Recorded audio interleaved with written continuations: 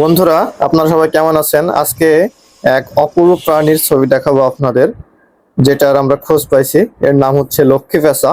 এটার ইনফরমেশন পাওয়ার পরে রাতে ছাড়া দেখা যায় না শুনেছি, তাই বাসা থেকে প্রায় 40-50 কিলো দূরে আমরা রওনা হয়েছি এটার ছবি ভিডিও করার জন্য। জানি না পাবো কিনা, তবে আশা নিয়ে গেছি। তো যাওয়ার পরে এক জঙ্গলের ভিতরে দেখলাম যে একটা অপূর্ব একটা সাদা প্রাণী, দেখে মনে হচ্ছে বিড়ালের বাচ্চা বসে আছে। তো দেখেন এটা কত সুন্দর। এরা আসলে রাতে বের হয়, দিনের বেলায় বের হয় না। আর এরা পোকামাকড়, ইঁদুর, ছুঁচা, সাপ এগুলা খায় যত সম্ভব। আর ওর গা চুলকাচ্ছিল বসে বসে। আর দেখুন কেমন রিল্যাক্সে বসে আছে, হয়তোবা সন্ধ্যার খাওয়া দাওয়াটা সেরে ফেলছে।